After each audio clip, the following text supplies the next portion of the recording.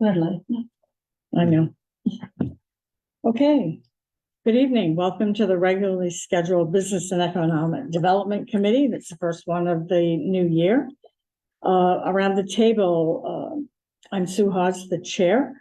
We have Councillor Carolyn Fish. We have, she'll be back, Councillor Trimble. We have Councillor Yakabaga.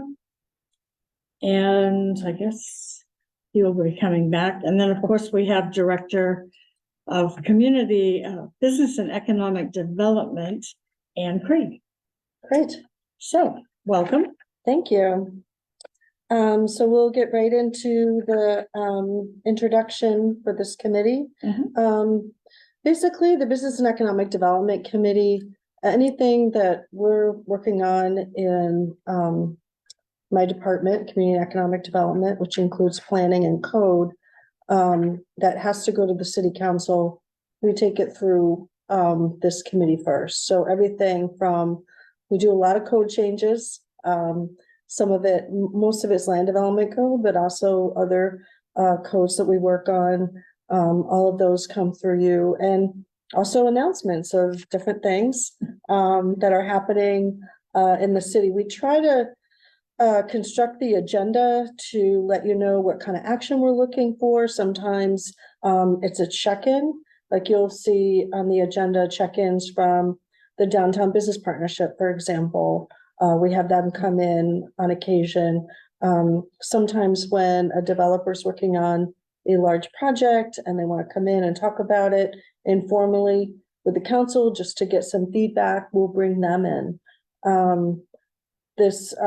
For example, this evening, the Cultural Commission, they're an advisory committee. You have a couple of advisory committees that come through Business and Economic Development. One of them is Cultural Commission, and the other one is the Parking Advisory Committee. So anytime they're working on something that needs council action, that will also come through this committee. So there's a lot of things that come through the committee.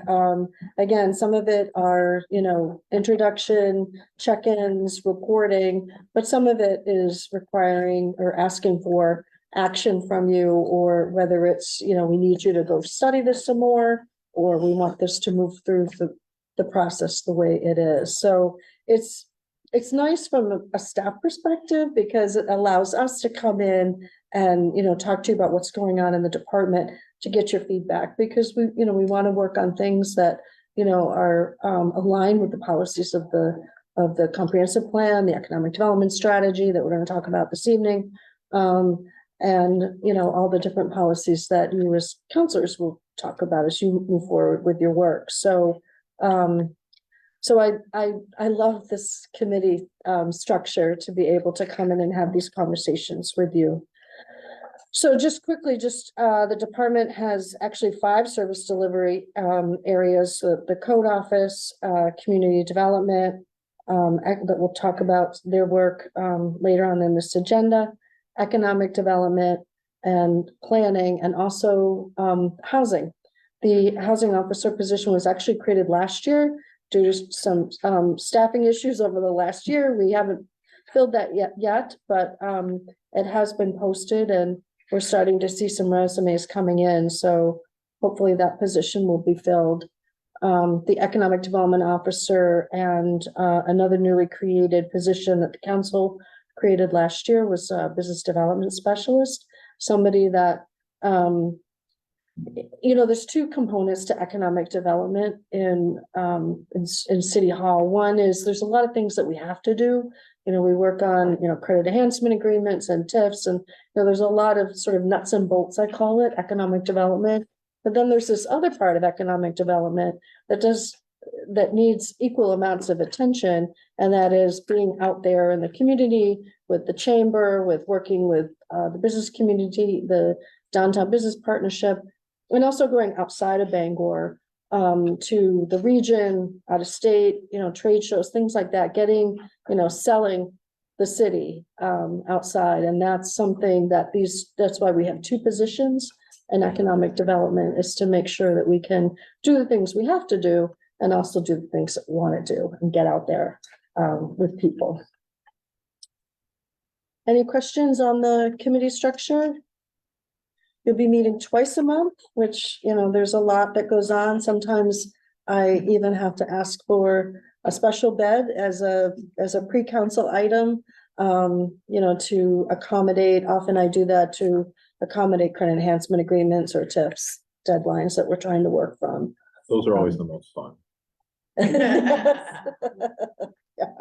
And if you'll notice at the bottom of your agenda, something that we try to do is list out the other projects that are upcoming, just so you know what's coming next, what we're working on, in the department. All right. So, the next item in the agenda is the Economic Development Strategy Addendum. And, we have somebody on Zoom, I think, Jason, if you could bring, Jason over as a panelist. And Meg, if you want to come up yet. As well. Should I share my screen? That they will do that in the back. There's a presentation that we need to do a shared screen for as well. Yeah. All right. Jason, I don't know if you want to introduce yourself, and Meg, I'll let you folks do the introductions. Yeah, fantastic. My name is Jason Godfrey. I'm the CEO of Better City, and we first became engaged with the city of Bangor back in 2021 when we did the Economic Development Strategic Plan. And just on a personal note, fell in love with Bangor. Just such a fantastic community, and still is the high water mark, I think, for a downtown redevelopment. I've yet to see a better execution of a downtown redevelopment, and was really looking forward to being out there with y'all, but had a family situation come up and had to elect to stay home. But luckily have Mung, my colleague there. And Mung, why don't you introduce yourself? Hi, everybody. My name is Mom. So I joined Better City as an advisor, and I'm so happy to be here today. This is actually my first time being in Bangor, and it's a really awesome city. She lives all the way down in Connecticut, so she has no excuse not to have been up there before. Right. So the backstory here is, as part of our, we started the Economic Development Strategic Plan really in the teeth of COVID. Still, we were still all masked up, and there's a lot of repercussions. And we knew that the healthcare industry was a big part of the economy, but try as we might, we got no interest, no responses from any of the people involved with, I shouldn't say no interest, no responses from the people in the healthcare industry, just because they're in the grips of COVID, just had no time to give us for the strategic plan. So there was a request made a few months ago to say, look, let's go back now and reevaluate and see how the healthcare industry is impacted in Bangor, what its impact is on the market, what future changes there might be. There's just some concerns that there may be some deleterious concerning changes in the market. So that's what we've done. We've done analysis, and we've done some interviews and then a lot of back research, and we'd like to present that to you this evening. So let's see. Next slide. The agenda today is to go over the importance of the healthcare industry to Bangor, look at national trends, rural trends, what's happening with rural communities across the country, and then specific to Bangor, and then onto the recommendations. So the healthcare industry in Bangor is a behemoth. It has an outsized influence on the economy. It's the number 2 industry next to real estate for GDP. So next slide. And it's the number 1 industry for employment. So nearly 15,000 workers employed in the industry. And with the average annual pay over 60,000, it's accretive. It helps the overall median incomes. Now, the location quotient is interesting. That's a measure of how many workers are in an industry vis-a-vis the national average. So at 1.6, it means that there's 60% more workers in Bangor per capita in the healthcare industry than the national average, which is really significant if you think about it, because you can't export healthcare, right? It's not like you can make a bunch and ship them to Iowa, right? It's all consumed locally. And so what that really speaks to is the fact that Bangor is the regional hub for healthcare services for, basically northern Maine and a lot of even to the west of Bangor. So next, and I'll stop here. Any questions or comments at this point? I don't see any. Go on. Okay. All right. So from some of the national megatrends, next slide. The lack of integration and poor coordination. This is best, you've probably seen some comedy routines about this, that why do you have to fill out the same form every time you go to the doctor? And if you go to the GP and they refer you to a specialist, you have to fill out the same form every time you go. There's just a really kind of astonishing lack of coordination in the industry. And that actually helps, that hurts outcomes. The second is homogeneous care. And it's basically once you enter the hospital, you are on the conveyor belt, right? And you do what you're told and you go, and your outcomes are kind of dictated by bureaucracy and procedures, et cetera. And in a world where we're becoming so accustomed to customization and consumers are demanding customization in so many aspects of their life, the healthcare industry is really lagging behind. Third is technology adoption, and it was bad before. With the advent of AI, the gaps are going to grow even wider. There are some studies that show the AI, especially in certain fields, is a much better predictor of outcomes and diagnoses than humans, and so that's a really critical element, a really critical challenge as to how to adopt ethically and safely this new technology. And finally, systemic workforce shortages. And this will be a recurring theme, but at a national level, there's challenges with workforce. All right, now on to rural. So next slide. We have a question. Go ahead, Council. Yeah, so thank you for your input, Jason. So in terms of the homogenized care, I feel like that there's a lot of exogenous related materials that really here at Bangor we can intake into our medical facility, especially related to artificial intelligence, because as you rightly pointed out, a lot of the administrative costs are very, very high, and AI can really bring those costs down. Are you going to at some point go into the implementation of said technologies to really help the administrative process, or are you just giving us an overlook right now? This is an overview. That's a really excellent point, especially with Bangor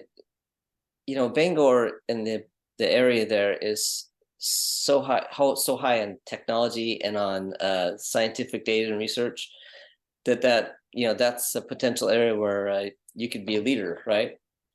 Given the resources in the area. So we'll talk a little about recommendations later, but that's a really good point. Thank you. Yeah.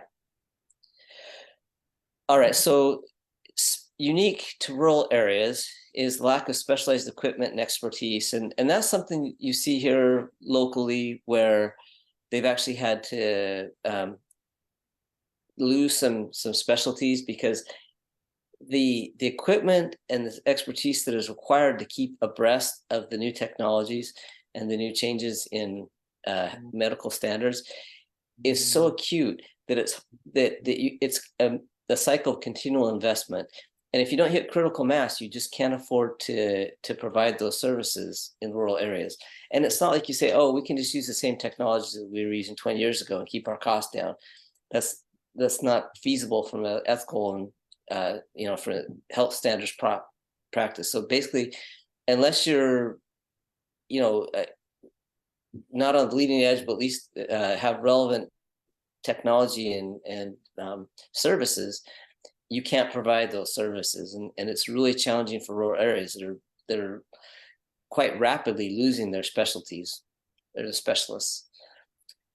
Workforce shortages. So if it's bad on a national level, it's more acute on a rural level. And we'll talk about the Bangor situation here in a minute.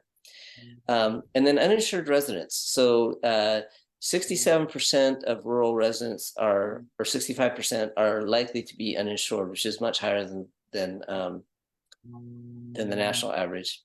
And finally, literacy rates among rural residents are about 38%. I'm sorry, illiteracy rates. So not mean the basic levels of healthcare literacy versus 28% for urban areas.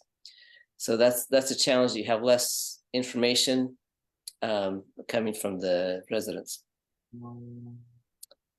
Okay, now let's move on to Bangor specific challenges. So the Medicare, so go back and remember that there's many more uninsured people in rural areas. And I know it's hard to think, in my mind, it's hard to think of Bangor as rural. It's just so cool, right? But the watershed, the economic watershed, or at least the healthcare watershed, is very rural, right? You're going all the way up to Canada and to the west. And so while Bangor itself and some surrounding communities are kind of on the edge of rural, certainly the whole area would be considered rural. So with so many uninsured, the Medicaid and Medicare reimbursement rates, in your aging population, become very important. And what we're seeing with rural areas, and specifically to Bangor, is those aren't nearly sufficient to cover the costs. As costs rise, they're not keeping pace. And it's especially acute because of the second point, which is the nursing shortage. Coming out of COVID, and there's just such heightened requirements, and the pipeline of foreign workers got shut off immediately.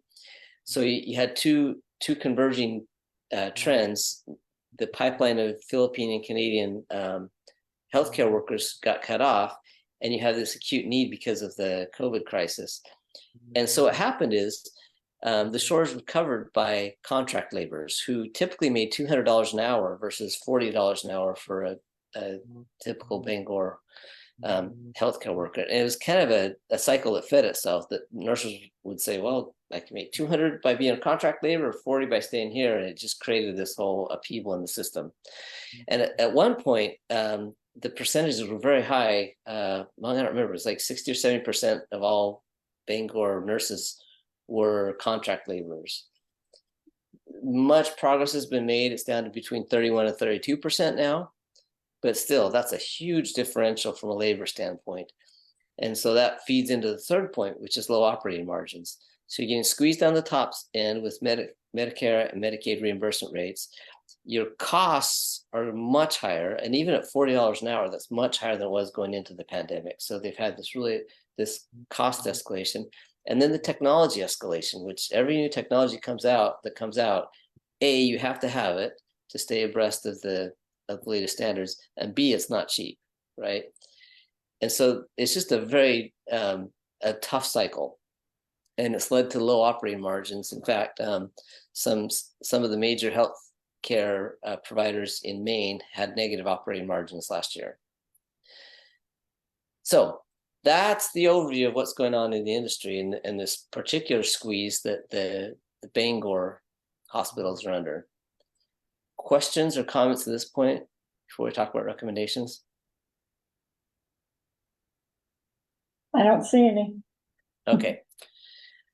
So recommendations, how to address. The first one, it goes back to the same conclusion that we came to with the Economic Development Strategic Plan, which is you have a demographic gap in the most critical area for economic development, and that's the young talent. That's your late 20s to mid 30s.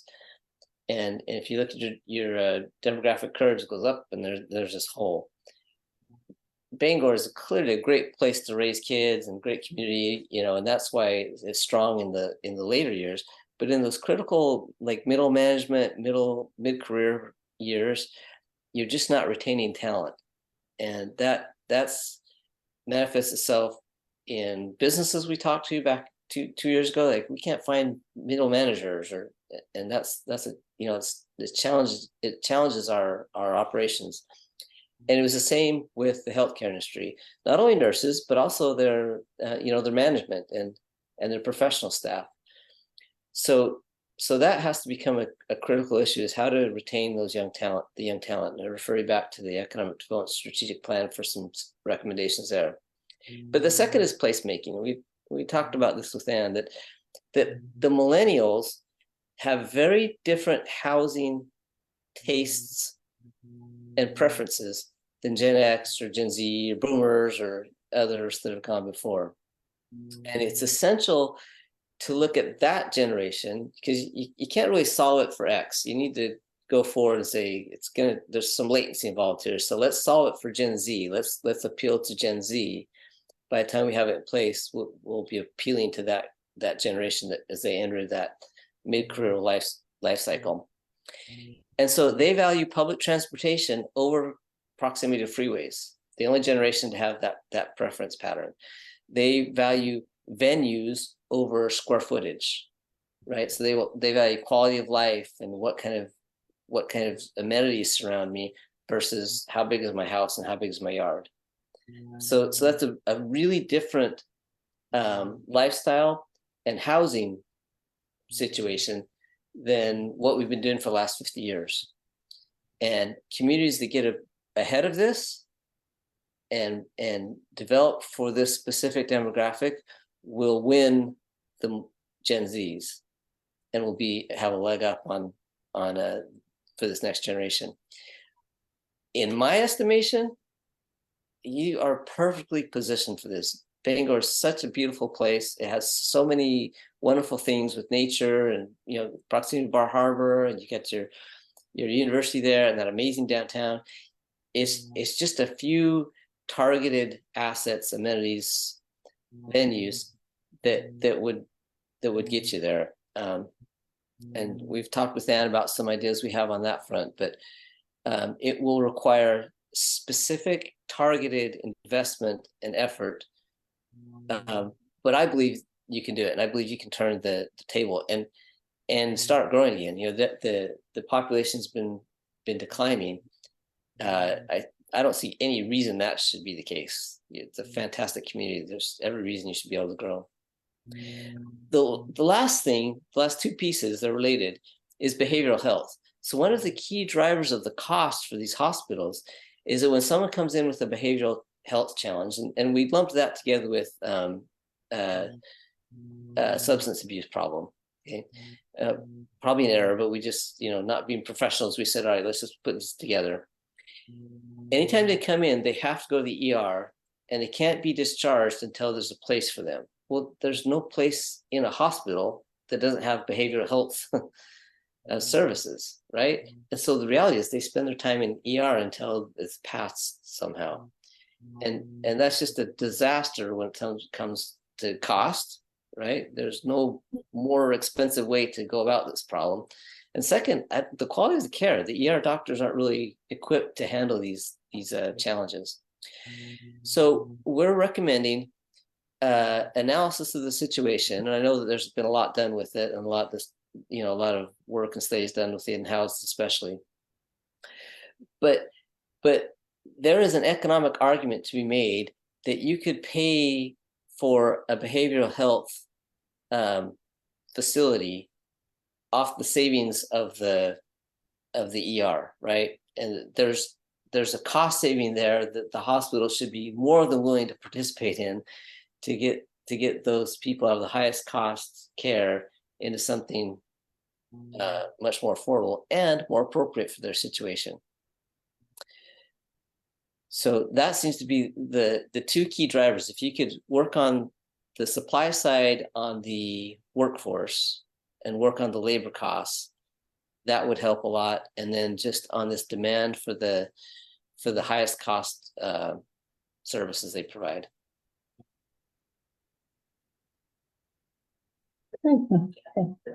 Thank you. Question? Thank you, Mr. Gottfried, for this presentation. It's very insightful. I do have a couple of questions. On the 85% uninsured people, is that for Bangor? And if that's what you estimate for Bangor, how does that relate to the national level? And where do those monies come from? To be able to reimburse the staff for taking care of the 65% uninsured? Is that Medicare, Medicaid? And then the other question, for the emergency response team to be, with the health challenges, what percentage of Bangor has that issue compared to the national, would you say? Okay, so on the first one, I probably wasn't clear about that. So rural residents are 65% more likely than urban residents to not have to be uninsured. Okay, so it's So just They're more, yeah, there's a Okay. greater burden on the uninsured. And Okay. yes, those are covered. If they have Medicaid, they're covered, but the uninsured, usually that burden falls straight to the hospitals. They're statutorily required to provide that care, and often unreimbursed. So yeah, that's a huge hole in their budgets. The second question is an excellent one that we couldn't find any answers to. And again, that goes back to I think there needs to be a study that's specific to that, because if you could drill down and say, look, here's the total number of dollars that are being spent above the national average, above the state average, because this mental health situation that is more pronounced in Bangor. Maybe it's not, but the hospital administrators we talked to certainly indicated that based on conversations with peers, it's much more acute here. So it would be wonderful to be able to put a number to that, because I think that'd be a really compelling argument. Thank you. I just have, I guess, a comment. Yeah. I think it's very true. One of the things that we have talked about as a council is the mental health. What's out there for services? Where would we put a large number of patients? We lost our mental health facility, which is now under the authority, I believe, of the state legislature. So Correct. we don't have a whole lot of play there. The part of that I'm most concerned about is that, do you put the cart before the horse or the horse before the cart? Because even if we had a building tomorrow, we would not be able to staff it. We would still have hundreds probably of people that needed the services. We do not have case managers. We do not have mental health technicians. Acadia has a hard time getting that. And we've talked with the colleges to maybe promote those programs, but the interest just isn't there. So it's kind of a catch-22 for us with that one. I mean, I agree with you. I'd love to see our facility open again and be able to staff it. We have a lot of people that just need the help that can't get it. So, yeah, I don't expect you to have the answer for that. Thank you. It's just, I mean, you nailed it. The core issue is really being able to get the workforce. I mean, it seems like all roads lead to workforce, and I couldn't agree more. Councilor Leonard? So I've talked with a few traveling nurses who basically are nurse mercenaries that come up to the state, and one of the things Your that they words, keep- not ours. And so one of the things that they keep saying that they really like about the state of Maine in general, which not to be negative about Florida, but it's their words, is they don't pay as well in Florida as they do up here in Maine. So Maine, we actually do a really good job at providing the equitable pay, competitive pay for nurses, as they would be in some other more metropolitan areas. But as you rightly pointed out, there is a huge issue with workforce. And so basically my biggest takeaway I got from this is our workforce is our biggest problem here. in addition to that, how we actually allow our workforce to decide they want to live here on a more long-term basis. So what I got out of this was invest in young people. Am I correct in that analysis? In very targeted ways, yes, absolutely, 100%. And investing in Gen Z means create housing that appeals specifically to them. So incentivize it, your land use planning around that, whatever it takes to make housing and then amenities that are amenable to that. And let me tell you the third piece that Gen Z requires, and that's culture. They care more than any other generation about inclusivity, about diversity, about kindness. And I'm not talking about that because you nail that. That is Bangor, right? You are a very kind, I think is just the best way to describe your community. You're very inclusive, very kind, very open. So you've got the culture piece nailed. Now it's just a matter of, those other two pieces.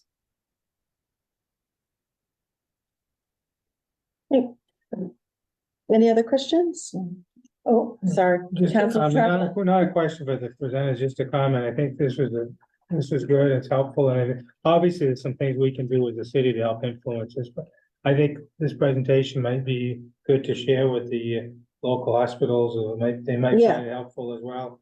And which brings me to a point which I think we need to address as a city, which I didn't know at an appropriate time to bring it up, but the largest hospital, Northern Light Health, is proposing to do away with the corporators, which I think the city needs to take a position opposing that. I mean, the corporators is that line of communications between the communities they serve. It's a community hospital, so it's made up of the communities, and that's the corporators are the group of people that represent the communities to the board. And I think the elimination of corporators is the wrong step by the hospital. It makes it much more, the board's more insular and not responsive to the community. So I just think the city should take some position opposing the elimination of corporators. I agree with I you. don't know how we move it forward as a discussion at city level. I think it'd be important to make sure that, so that we can get the full context of that move, that we invite some representatives Oh, yeah, from they Northern Light to absolutely, actually yeah. talk about Okay. that Wouldn't be a transition. one-sided discussion, no. Okay. We'll work on that. Yeah.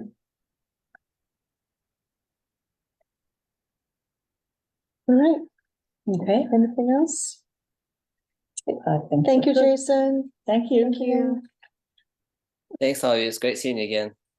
Thank you. Enjoy your dinner, Mom. Yeah. There's lots of great restaurants downtown. Oh, yeah. Thank you. Bye-bye. Bye. All right, so next on the agenda is the Cultural Commission grant award recommendations. I forget how many years this has been going on, but the city has provided $20,000 a year for the commission on cultural development to have a grant program. They usually do one in the fall, or, sort of try to do it half and half in the fall, half in the spring.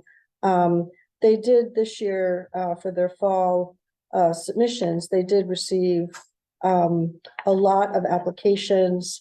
They have a subcommittee of the commission that works on the grants and then makes a recommendation to the full commission, and then they take action. So it's a couple of months process that the commission goes through. So they've made a recommendation for 4 grants for a total of $13,000 to 3 Bangor organizations and 1 individual artist. The organizations are the Bangor Public Library for an exhibit, the Bangor Symphony Orchestra for free outreach concerts, the Penobscot Theater Company for a production that will showcase Penobscot language and culture. And then the artists that they're requesting to provide funds for is Christopher Packard, who is going to be organizing the Bangor Authors Book Fair and Literary Festival that will be held at the library. So again, the total amount is $13,000, which leaves them $7,000 for the spring. And you're looking for committee approval for these? Yep, this will have to go to the Goes to full next council. council, yeah. Any comments? I'll make a motion. I have a question, Yeah, go ahead. and this is probably much more discussed before my first day here, but the two concerts that the Bangor Symphony Orchestra is proposing to do, there's two, correct? I believe one in April and one, I think, coming right up, or they just had. Yep, And these concerts are for, unsheltered, one's gonna be for, gonna be at the, Columbia Street Baptist Church. that's correct. And the other one, are they both there, or where are they? Two No, different the places? other one is Oh, gonna the Shaw House. be, The Shaw yeah, House? the Shaw Okay. House, yeah. And they're expecting 1,000 people at each of these, is that correct? Yes. Can't get in the church, either place you can get. Let me see, sorry, hold on. That's it, I think it's on, it says page 2, let's see what page, I think it's on page like 107 in the documents. So I was just wondering, if there's two grants for, two audiences, I wonder why, was there a criteria, was this geared specifically to benefit? Was the grant associated with unsheltered? I'm just wondering why it was both audiences are gonna be. Yeah, it's a, their concert that they don't normally do, that they don't normally have concerts at these locations for this particular population. So they are requesting funds to support the ability to add those two to their schedule. Okay, I just wondered why. Now, weren't both of these part of that Paths to Dignity project? Yep, Okay, so did the grants stem from that conversation, like the history? I think they came did. from that? Yes. Okay, I was Yes. just trying to follow. no, that's okay. All right, thank you. So we do have a motion to accept these. Second, There is a second. Any further discussion, questions? Hearing none. They will have passage. They'll go to council next week. Thank you. You're welcome. So next on the agenda is community development block grant updates. Our community development officer is out sick today, so I'm pitching in for it. So the community development block grant program dates way back to the Johnson administration in the mid-60s. It still has a lot of the same forms at the bottom of the form. Sometimes it'll say, created 1964 or 1968. So it's been, a solid federal program for a very long time. It has a lot of requirements, but most of them are trying to meet three federal objectives. The first is that a project benefits persons of low to moderate income.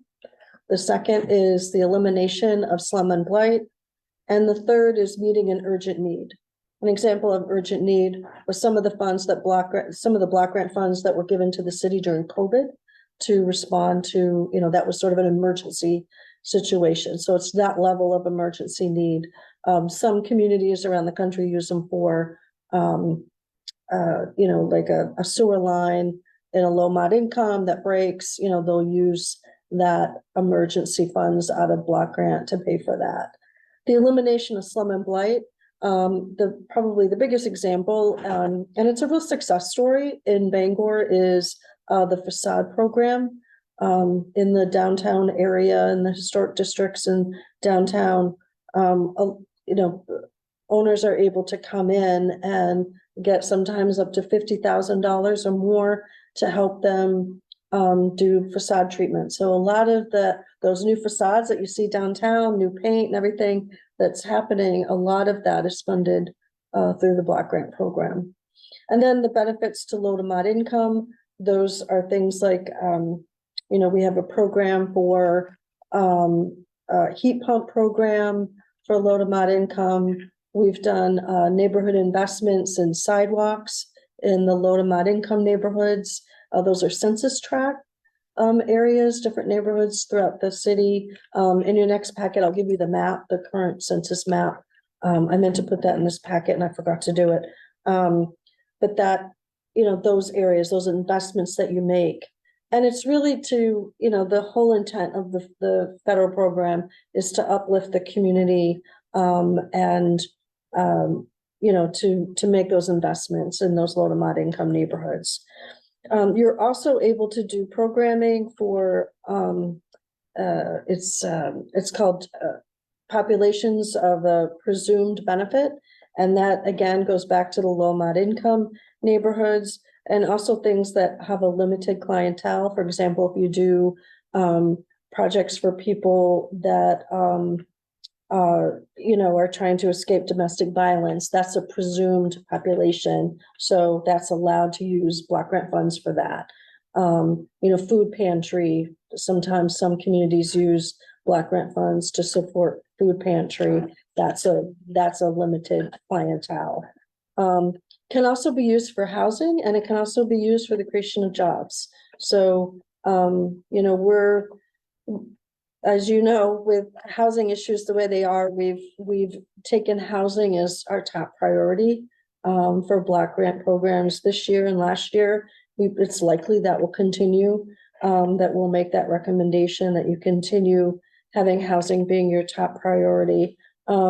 But we also, Robin is also looking into how can we use this more for economic development that we haven't been able to use in the past. So as we work on the consolidated plan, which is a plan that the federal government, if you're a recipient of block grant funds, you have to do what's called a consolidated plan, which is a 5-year plan that says this is what these are our priorities. These are the types of things that we want to do over the next 5 years. It's kind of like a mini comprehensive plan. Rob will be coming to you at your second meeting in December with a timeline of doing that over the next calendar year. Does anybody have any questions? That was sort of a very quick 101, but we'll, go ahead.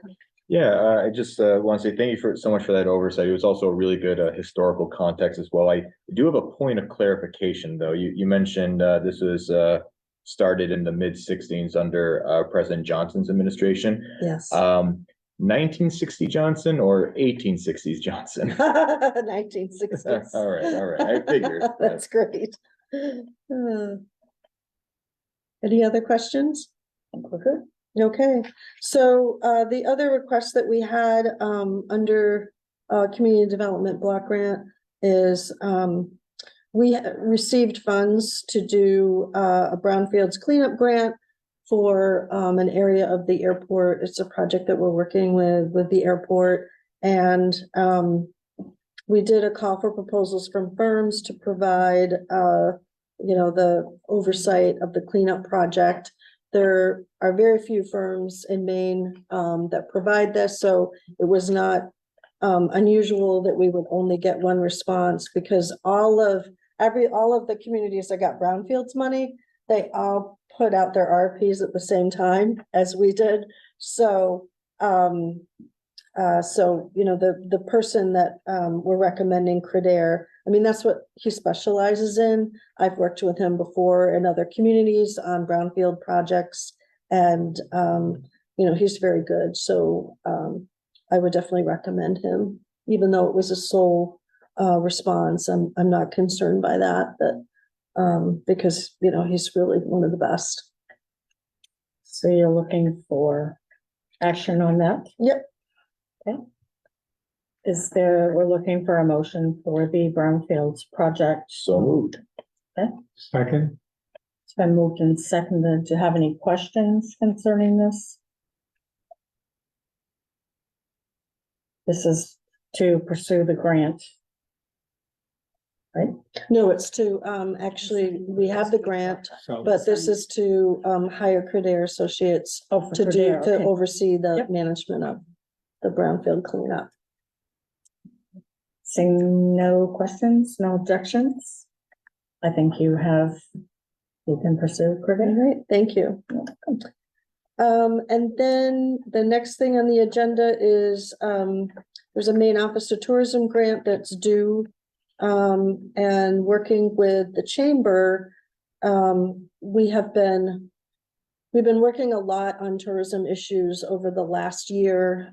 As you know, there's no Convention and Visitors Bureau anymore, so a lot of interested parties, including Husson, the hotel industry, Eastern Maine Development Corporation, Downtown Business, Chamber, the city. We've been meeting on a regular basis to try to address making sure that there's basic tourism services. And we are seeing an uptick in tourist population coming to Bangor, which is a good thing. The cruise industry has certainly helped with that as well. So the purpose of this grant is to do a new visitor and relocation guide, because what we did last year was we kind of had to scramble at the last minute, and we added visitor information to the guide that the chamber normally provides. And so we added a visitor section, but it really needs its own guide. I mean, this is a guide that, you find at the rest stops in Maine, and, we want to sort of penetrate that population of people coming through Maine, to get them to stay in Bangor, do things in Bangor, visit Bangor. So this guide's really important. And I mean, even though a lot of people do use their app for, apps on their phone for, finding information, we do find from the state that the number of people that still want to have that paper guide is still out there. It'll make reference to, website information so that people can still go back and forth between the guide and their phone. But we really need to have, this is sort of a basic thing that we need to have. So the city will provide a match of $5,000. And there are other matches that come in. The casino has agreed to put in some funds, and other hotels have as well. So we should be in good shape to be able to put out a really nice guide. They were appreciated when they were put out before. They Yeah. would run out quickly, but Yeah. what's the pleasure? Yeah, Make a motion. Yes, you do need to accept it, so we need a motion. Yeah, because I have to, I make I have to motion write a that we letter. accept the grant. Second, Thank and I also do have a comment. I think something that other technologically advanced cities have started to use as well is chatbots to Yes. also help guide people to go to certain tourist related areas. And especially with artificial intelligence now, we can also use chatbots to not as intricately design the chatbot in the way that most chatbots have been done in the past. I think giving a perspective of like how to guide a user's question, query, or a statement to a chatbot, whether it's like, hey, where's a good place to eat, or what's a place to visit for a landmark or something. I think it's great that we have an actual location, but I'm just remembering what our previous discussion with Jason is. We need to invest in young people, and young people are constantly looking at these devices all the time. And so I think the more that we can utilize chatbots to help guide young people to come to Bangor and come to our landmarks and come to our restaurants, the more we can have not only these chatbots interacting with them more to get repeat business and repeat users, but also so that we can help our business and our economic leaders in the area grow. So I think you know, that can be something that we add on later, but I would highly recommend that we start using chatbots more. Absolutely. It's been moved and seconded. Any other comments, questions? This is for the pursuit of the grant. Support. Seeing none, I guess Okay. there are no objections. All right. I do have a few quick announcements before you adjourn, if that's okay. Okay. As you know, Rennie's is coming, Yes, so it is. it's on all social media, it's on every other thing on my feed. This has been something, you know, that's been in the works for a long time, Mhm. so we're very pleased to see that deal went through. So, the other quick announcements I wanted to make was, we put out the request for qualifications, an RFQ for architectural services to prepare some pre-approved plans, you know, as we talk about removing barriers to creating more housing units. The purpose of this project is to have some pre-approved plans for accessory dwelling units and multifamily buildings, so that if somebody has a piece of property, they want to put a 2 or 3 family on it, you know, they would be able to have a set of plans that have already been pre-approved, that they can just go straight to go and to get their building permit to get going on it. So I'm really excited about this project, and hopefully we'll get a good response. I have the pre-approved plan question. Yeah, absolutely. It's different one. I just look in the status of this project. There was a project near Union Street where I think the city obtained a parcel of land and we put it out to RFPs, and I think we got somebody that came in with a plan and we said that Mhm. looks great. At the time I said, well, I'm not sure that would pass it. It was historic district, I think. Right. And I Correct. think we went to historic, I think it was shot down. So where does that stand? That's going back out for. To another yeah, RFP for to- something? yeah. Should it maybe go to the HPC first before because I mean, before we approved it and then it didn't get through the historic. Is there a Right, different process you can go through? we're, Can we have pre-approved plans for that? It might pass the historic and then we could say, okay, this is what you can put up there? yeah, what we put in the RFP was that they have to show in their response that how their proposed building meets the it's called the Secretary of Interior Standards for development in a historic district. You know, there's actually a set of design guidelines, so that's gonna be a requirement so that people will be better prepared. Yeah. Didn't mean to get you off track, sorry. No, I that's just got a good. couple questions. I've meant to update the group on that, so that's pending, that's a What's that? pending. That's RFP. Union and what is it? Pond, yeah, Union. That's it, yeah, Pond. Oh, I know it. And the other RP that I think is pending and about to be put on the website is the management of the short-term rentals. So that's gonna be coming out as well, because we have to get that ready for spring. So, Great. busy, Good to be busy. it is, Good things to happen, right? yeah. All right, that's all I have. Sure. Any other comments before we adjourn? No? Happy Thanksgiving. Yeah. Yes, Happy all of you Thanksgiving, as everybody. well. Thank you, and we are adjourned.